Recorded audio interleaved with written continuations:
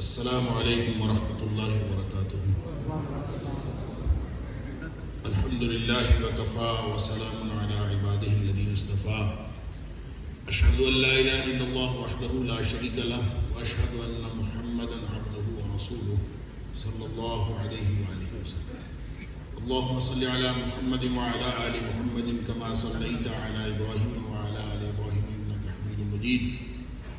اللہم بارک علی محمد وعلی آل محمد کما بارکت علی ابراہیم وعلی آل ابراہیم انک حمید مجید۔ اما بعد فاعوذ باللہ السمیع العلیم من الشیطان الرجیم من ہمزہ ونفخہ ونفثہ۔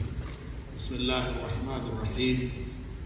ان ھذا القرآن یہدی للتی ہی اقوم ویبشر المؤمنین الذین یعملون الصالحات ان لهم اجرا کبیرا۔ صدق اللہ العظیم۔ میرے لیے یہ سعادت کی بات ہے کہ ایسی مجلس جو استاد محترم ڈاکٹر اسرار احمد کو خراج تحسین پیش کرنے کے لیے اور ان کی قرآنی خدمات کو خراج تحسین پیش کرنے کے لیے منعقد کی گئی ہے، مجھے اس میں کچھ کہنے کا موقع مل رہا ہے۔ ڈاکٹر اسرار احمد صاحب سے میرا جو سب سے پہلا تعارف ہوا وہ اپنے والد گرامی مولانا محی الدین لکھوی رحمہ اللہ کی توسط سے ہوا۔ بہت کم لوگوں کو یہ بات معلوم ہوگی کہ محترم ڈاکٹر اسرار احمد صاحب میرے والد گرامی سے ملنے کے لیے ہمارے گاؤں تشریف لائے تھے اور وہاں ان کو دعوت دے کر آئے تھے کہ آپ لاہور 2-3 دن کے لیے تشریف لائیں، اور میرے والد صاحب 3 دن کے لیے ڈاکٹر صاحب کی دعوت پر یہاں تشریف لائے، اور 3 دنوں میں جو باہمی گفت و شنید ہوئی اس کا تذکرہ ڈاکٹر صاحب نے مسجد دارالسلام میں اپنے جمعہ کے خطاب میں بھی فرمایا، اور غالباً جو ایک فقرہ مجھے یاد ہے کہ ڈاکٹر صاحب نے میرے والد گرامی کے بارے میں فرمایا کہ آج کے دور میں ایسا شخص میں نے پہلا دیکھا ہے جس کو اتنی احادیث جو ہیں وہ زبانی یاد ہے۔ تو گویا تعلق جو ہے وہ قرآن کا ہے یا حدیث کا ہے۔ باہمی محبت کی بنیاد بھی اللہ کا قرآن ہے یا نبی پاک صلی اللہ علیہ وسلم کے فرامین ہیں۔ اسی محبت کا فیضان تھا کہ بعد میں خود ڈاکٹر صاحب سے پڑھا بھی ہوں، جس کو کہتے ہیں زانو تلمس طے کرنا۔ تو میں نے کوشش کی کہ بہت سارے دروس جہاں جہاں جب جب ممکن ہوا ڈاکٹر صاحب کے سامنے بطور شاگرد بیٹھا، اور جو ڈاکٹر صاحب کی قرآنی خدمات ہیں ان کا صرف لطف محسوس نہیں کیا بلکہ اپنے اندر تاثیر محسوس کی۔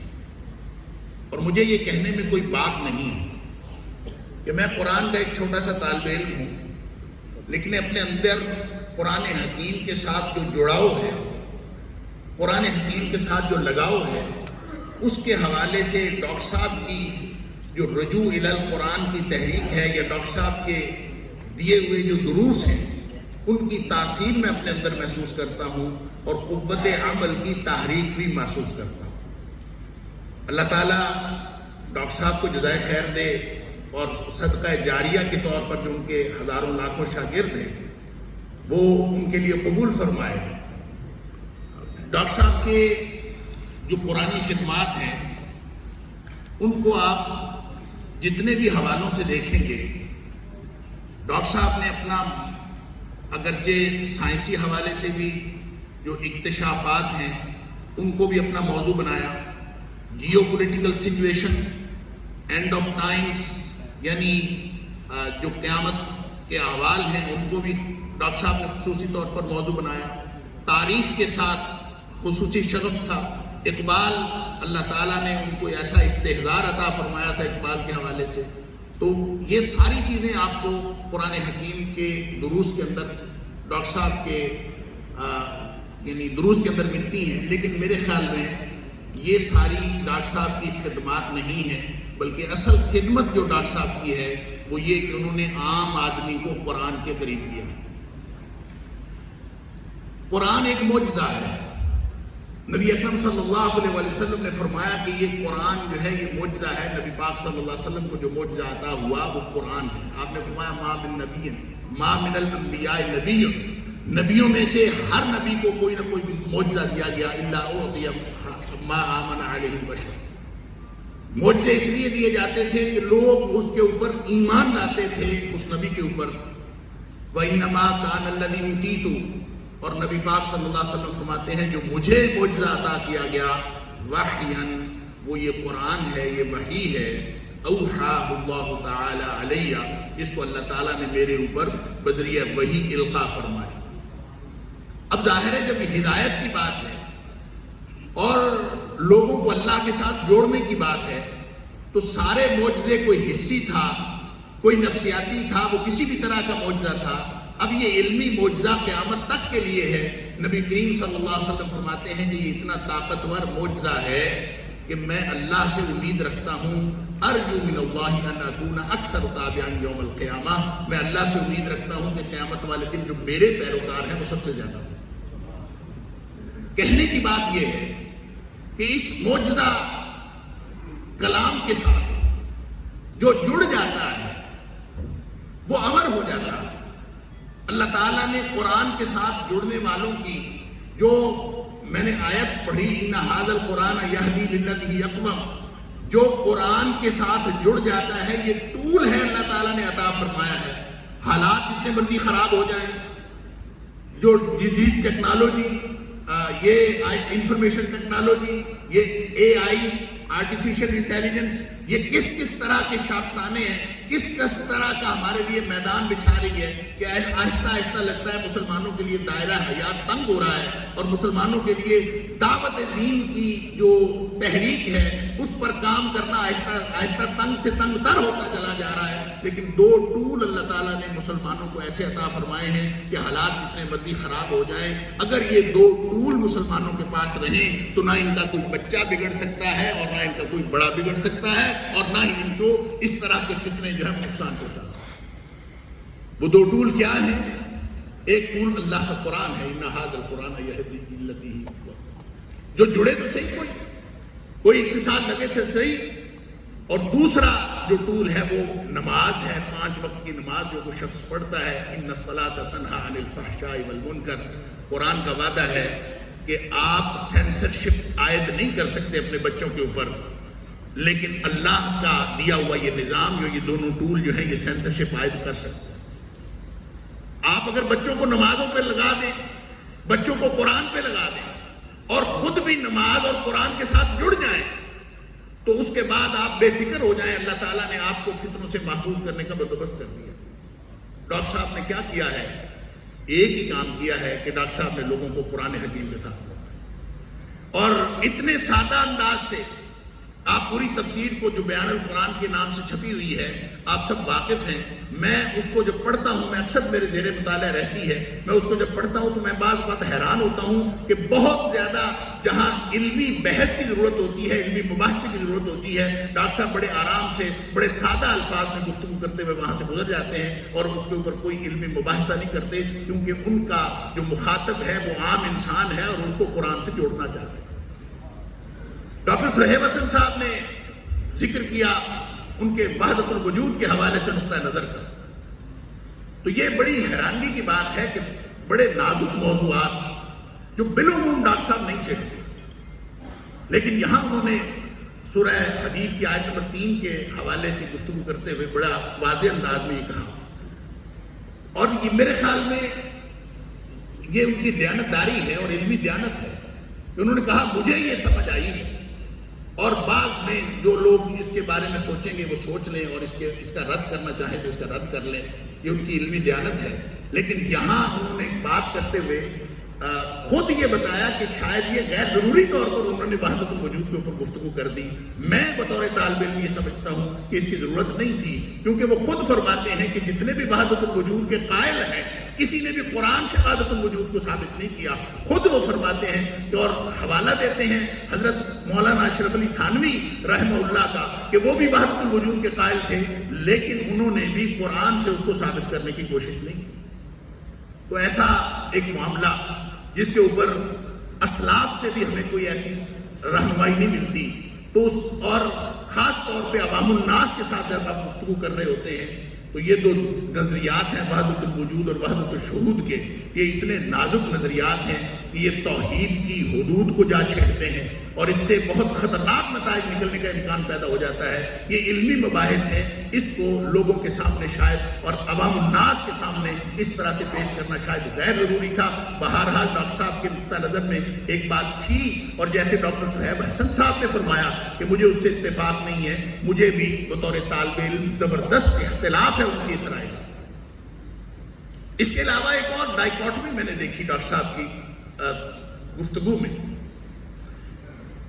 کہ ڈاکٹر صاحب کا جو عمومی نقطہ نظر ہے وہ اتنا زور دے کے کہتے ہیں، اور آج کل بھی بہت سارے کلپ سوشل میڈیا کے اوپر پھرتے ہیں کہ اگر آپ اس نظام کو بدلنے کی کوشش نہیں کر رہے اور اس نظام کو بدل نہیں رہے یا اس کی کوشش نہیں کر رہے تو آپ کی نہ نماز قبول ہے، نہ آپ کا روزہ قبول ہے، سب کچھ زیرو ہے.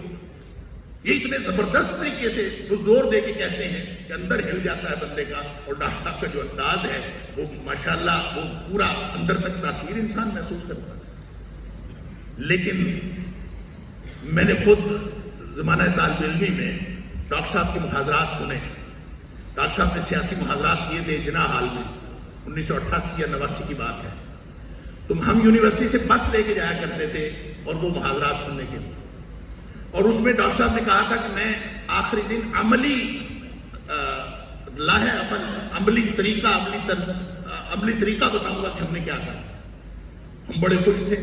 ہم ڈاکٹر صاحب کی یہ والے گفتگو سن کے کہ آپ اگر نظام کو بدلنے کی کوشش نہیں کرتے تو آپ کی نہ نماز قبول ہے، نہ روزہ قبول ہے، نہ کچھ قبول ہے، ہم تو اندر سے ہلے ہوئے تھے. اور یقین کیجئے ہم نے سوچا ہوا تھا کہ اگر ڈاکٹر صاحب نے کسی انقلاب کی اور تحریک کا اعلان کیا تو ہم ڈاکٹر صاحب کا ہراول دستہ ہوں گے، ڈنڈے پکڑنے پڑے تو ڈنڈے پکڑیں گے، اور جو بھی ہونا ہوا ہم ہراول دستہ بنیں گے. یہ سوچ کے ہم لوگ نے، لیکن وہاں ڈاکٹر صاحب نے 4 دن کی اس گفتگو کے بعد جو آخری لائحہ عمل بتایا، اس وقت بینظیر کی گورنمنٹ تھی. ڈاکٹر صاحب نے بتایا کہ فی الحال پاکستان کے مسلمانوں کو بینظیر کی گورنمنٹ کو تسلیم کر لینا چاہیے. یہ بالکل ایک دوسرا نظریہ ہے. یہ تعامل مع الحکام والا نظریہ ہے. لہذا اب یہ ایک ایسی ڈائیکاٹمی ہے کہ ہم تو ہل کے رہ گئے کہ ہم کس مقصد کے لیے آئے تھے. اور ڈاکٹر صاحب اگرچہ وہاں پہ مفتی محمد حسین نعیمی رحمہ اللہ موجود تھے، انہوں نے بھی گفتگو کی، اور بھی جو مبشرین موجود تھے انہوں نے گفتگو کی کہ آپ یہ ڈاکٹر صاحب کیا بات کر رہے ہیں. وہاں پہ تبصرہ ہوا اور بڑا مباحثہ بھی ہوا، آپ نے سنا. لیکن میں جو عرض کرنا چاہتا ہوں وہ یہ کہ یہ عام آدمی کے لیے جو ہمارا اندر ہلا دینے والی بات ہے کہ آپ کی نہ نماز ہے، نہ روزہ ہے، کچھ بھی نہیں ہے، اور دوسری طرف آپ تعامل مع الحکام کے حوالے سے ایک خاتون کی جو گورنمنٹ ہے اس وقت، جس کے بارے میں عام علماء کا خیال یہ تھا کہ جس نبی پاک صلی اللہ علیہ وسلم کی حدیث کی روشنی میں کہ خاتون کی گورنمنٹ تو کسی صورت قبول کی ہی نہیں جا سکتی، لیکن ڈاکٹر صاحب نے خاتون کی حکومت قبول کرنے کا مشورہ دیا. اسی طرح ایک اور بات جو غیر ضروری طور پر میں سمجھتا ہوں ڈاکٹر صاحب کے اگر دروس میں نہ ہوتی تو شاید بہتر ہوتا، اور ڈاکٹر صاحب کی تاثیر پر، ان کی گفتگو کی تاثیر پر تو شاید کوئی فرق نہ پڑتا، لیکن ہم جیسے طالب علموں کو اپنے ذہن کے اندر کوئی ابہامات پیدا نہ ہوتے.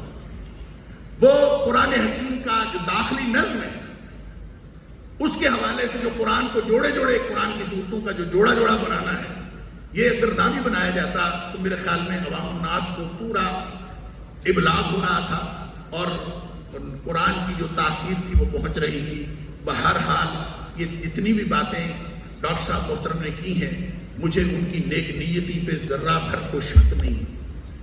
میں جتنے لوگوں کو اس دنیا میں اپنی زندگی میں نے جتنے لوگوں کو دیکھا ہے، میں نے سب سے زیادہ نیک اگر کسی شخص کو دیکھا ہے اور سنت کا عامل دیکھا ہے تو اپنے والد گرامی مولانا محی الدین لکھوی رحمہ اللہ کو دیکھا.